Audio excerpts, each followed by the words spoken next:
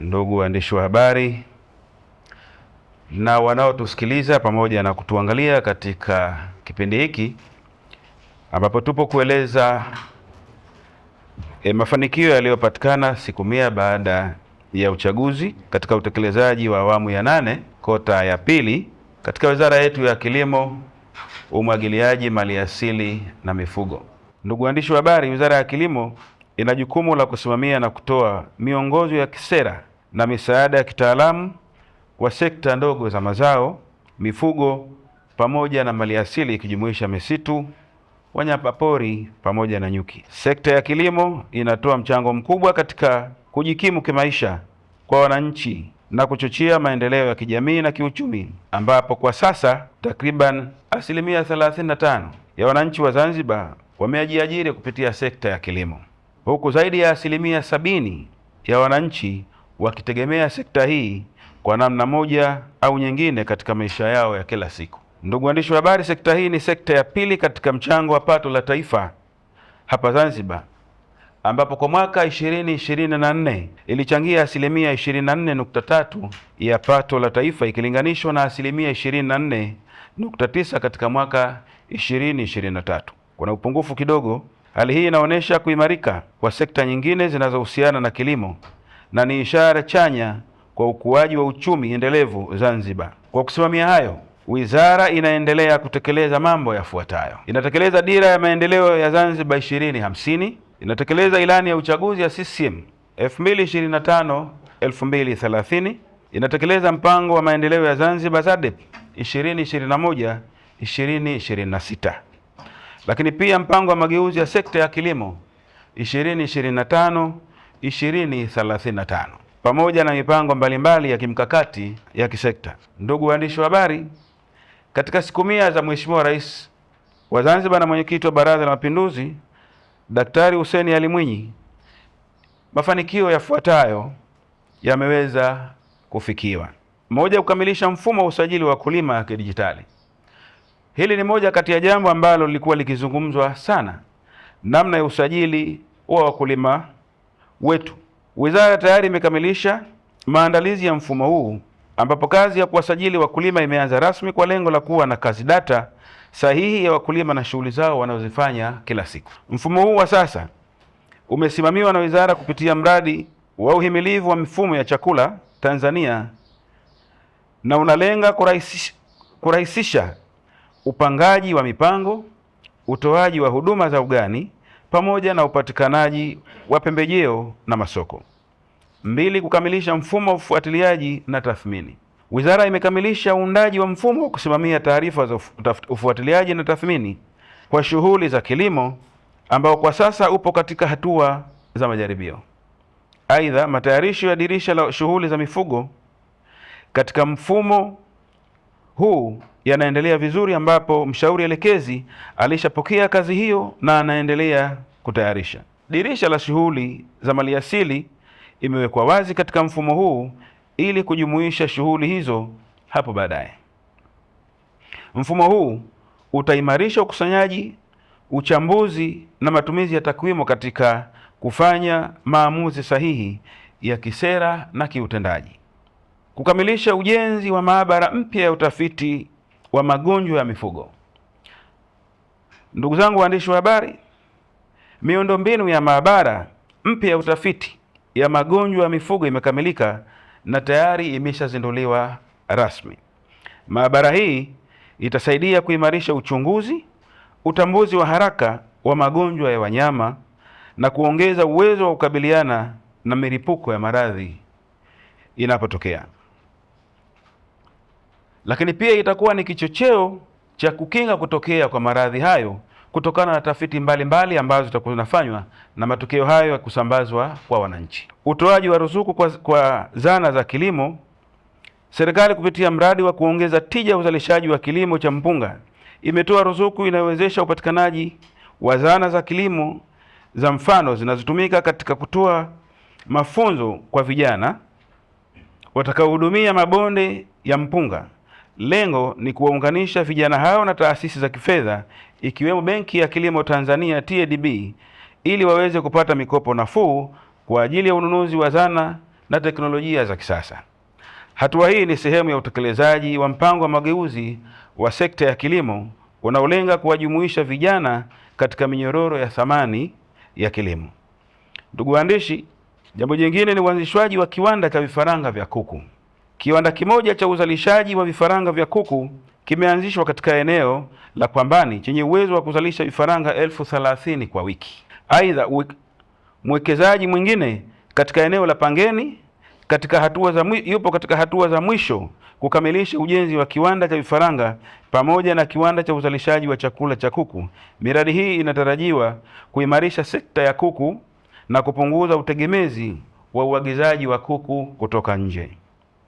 Ndugu waandishi, haya yote yasingewezekana bila ya uwepo wa mashirikiano mazuri baina ya wakulima, wafugaji na wataalamu wa wizara wenye jitihada za dhati kabisa na malengo ya pamoja ya kuleta mageuzi ya kilimo kutoka kilimo cha kujikimu kuelekea kilimo cha biashara. Pamoja na hayo, Wizara ya Kilimo, Umwagiliaji, Maliasili na Mifugo kupitia sekta yake ndogo ya misitu imeshapokea miradi 16 ya uwekezaji katika misitu yote iliyopo Zanzibar, Unguja na Pemba. Misitu ambayo inakwenda kutumika kwenye uwekezaji huo ni Hifadhi ya Taifa ya Jonzani, Ghuba ya Chwaka. Hifadhi ya Taifa ya Jonzani ina mradi mwingine, lakini pia shamba la misitu Chaani Masingini litatumika kwa uwekezaji. Msitu wa hifadhi Ras Kiuyu, msitu wa hifadhi Ngezi Vumawimbi eneo la Tondooni Pemba, msitu wa hifadhi Kidikotundu Nongwe Vundwe katika eneo la Nongwe, lakini pia kuna mradi eneo la Wangwani kuelekea nyumba ya idara iliyopo Chwaka. Kuna mradi Hifadhi ya Taifa ya Jonzani Chwaka Bay. Kuna mradi ukanda wa uwekezaji katika msitu wa jamii ya Mtende. Kuna mradi katika msitu wa hifadhi Kidikotundu, mradi mwingine block za Vundwe na Kidikotundu. Kuna mradi wa hifadhi wa Jonzani pia kupitia Jambiani Muyuni samahani. Kuna mradi wa msitu wa hifadhi ya jamii Charawe Ukongoroni. Kuna mradi wa hifadhi ya msitu wa jamii Mtende wa Kungwi na Kirijo. Kuna mradi katika msitu wa hifadhi Kidikotundu. Kuna mradi wa msitu wa hifadhi Kiwengwa Pongwe. Kuna mradi katika msitu wa Masingini katika eneo la City Park. Hii ni miradi 16 ambayo tayari tumeshapokea. Tunaendelea na majadiliano. Ipo miradi ambayo tumeshaingia makubaliano ya awali kwa maana ya Memorandum of Understanding. Aidha, tuna mradi mkubwa wa uhimilivu wa mifumo ya chakula ambao unaendelea hivi sasa na una jumla ya fedha zitakazotumika ni dola milioni 22,700,000. Mradi huu ni fedha za mkopo kutoka IDA, mkopo IFAD, mkopo kutoka JICA, lakini pia ni mradi wa msaada wa program ya serikali ya Japani. Mradi huu unakwenda kukarabati mabonde ya umwagiliaji maji Unguja na Pemba 16. Uwepo wa mradi huu unakwenda kufanya kazi zifuatazo: kukarabati mabonde 16 Unguja na Pemba kama nilivyoeleza, kuandaa mpango mkuu wa umwagiliaji maji, kuandaa mpango wa kuendeleza uzalishaji wa mpunga Zanzibar, kuandaa mfumo wa usajili wa wakulima Zanzibar, pamoja na mambo mengine yanayofanana na hayo. Wanufaika wa mradi huu wanategemea kufikia 100,000. Mabibi na mabwana shamba 170, lakini pia wadau mbalimbali katika sekta ya kilimo. Uwepo wa mradi huu unakwenda kuongeza tija ya uzalishaji katika sekta ya mpunga kutoka tani tunazozalisha hivi sasa za mchele ambazo takriban 27,000 hadi kuelekea tani 30,000 au 35. Ndugu waandishi, Zanzibar tunakabiliana na janga kubwa la ndege adui kunguru. Ndege huyu ana historia kubwa, anajulikana kama kunguru wa India.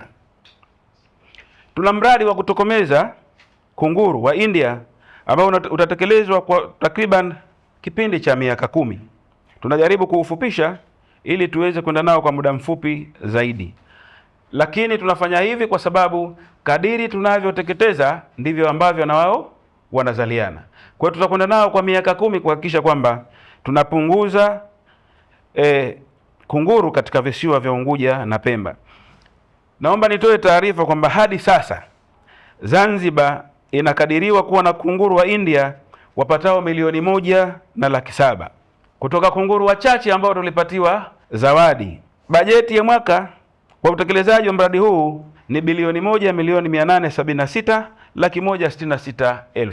Hadi sasa tumeshatekeleza kunguru 13,000 kupitia mitego 9 tulionayo kwa sasa. Kusudio la mradi ni kuwa na mitego 100 kwa awamu ya kwanza, ambapo tunaweza kukamata kunguru 364,000 kutoka wale kunguru 1,107,000. Kwa kila mwaka tunapanga kuteketeza kunguru 300,064. Hii itategemea na utiaji wa chambo na utafutaji wa mitego kwa karibu.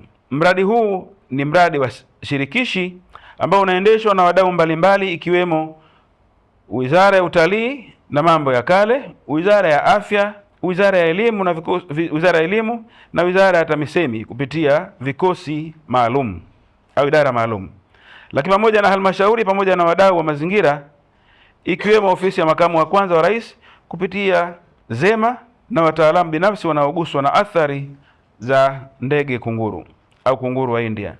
Tayari elimu imeshatolewa katika vyombo vya habari na tunaendelea kufanya hivyo kueleza athari zinazopatikana kutokana na ndege huyu.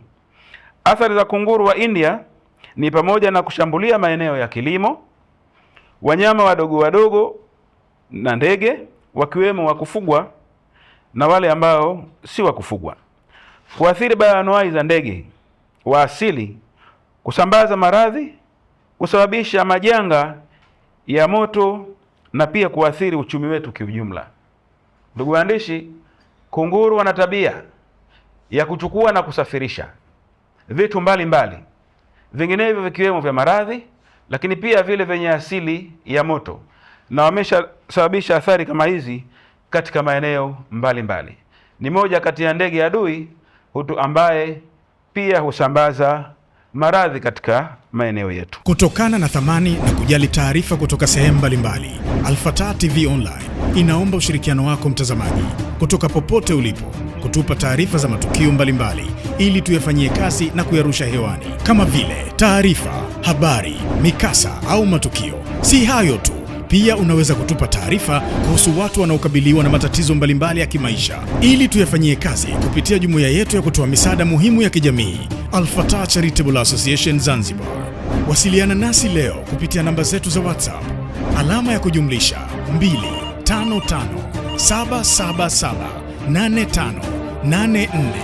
25577858490. Wasilisha kwetu leo, tuifikishe kwa jamii leo. Alfatah TV Online, dira ya umma.